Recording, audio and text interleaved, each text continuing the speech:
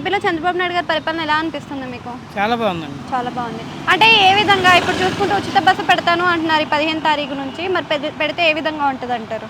పెడితే అది కొన్ని కేటగిరీలుగా పెడితే బాగుంటుందండి. లేకపోతే ఎక్కడ జరిగినట్టు అవుతుంది. ఓకే. తెలంగాణలో లాగే మళ్ళీ స్టార్టింగ్లో కొంచెం ఇబ్బంది పడతారు ఆడవాళ్ళు. అంటే జిల్లాల వారీగా పెడితే పెడితే బాగుంటుంది. బాగుంటుంది. నా ఒపీనియన్ కూడా అది. ఓకే. ఒక జిల్లా వరకు పరిమితం చేస్తే ఆధార్ అనేది అంత ఫ్లోటింగ్ ఉండదు, ప్రయాణికులు కూడా ఇబ్బంది ఉండదు. ఇప్పుడు ఏమవుతుంది, మొత్తం స్టేట్ మొత్తం పెట్టేసరికి మొత్తం ఫీమేల్ అవుతున్నారు, మేల్కి ఇబ్బంది అవుతుంది. ఓకే. అంటే ఇప్పుడు ఇస్తున్న దాంట్లో గ్యాస్ సిలిండర్లు అని చెప్పారు, ఇంటికి దీపం పథకం కింద. మరి గ్యాస్ సిలిండర్లు ఎన్ని వరకు వచ్చాయంటారు? ఎన్ని ఇచ్చారు అసలు?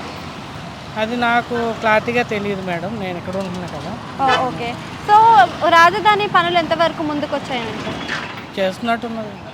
పవన్ కళ్యాణ్కి కొన్ని పథకాలు ఇచ్చారు కదా, పర్యావరణ శాఖ, అలానే హోమ్ మినిస్టర్, అలానే చూసుకుంటే మనకి డిప్యూటీ సీఎం. ఈ విధులన్నీ కరెక్ట్గా జరుగుతున్నాయి. చేస్తున్నారు. ఓకే.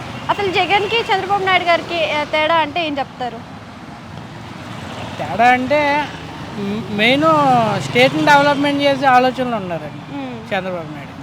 అంటే ఇప్పుడు చూస్తే మనకి జగన్ని అరెస్ట్ చేసే అవకాశాలు కనిపిస్తున్నాయా అన్నారు. మరి కనిపిస్తున్నాయా మీకు కూడా అలా? అది అంత ఇప్పటివరకు చూసుకుంటే రెడ్ బుక్ పరిస్థితి తెలిసిందే మీకు. లిక్కర్ స్కామ్ అని అంటున్నారు. మరి లిక్కర్ స్కామ్లో ఏమి వస్తుంది అనుకుంటున్నారు రిజల్ట్? అదే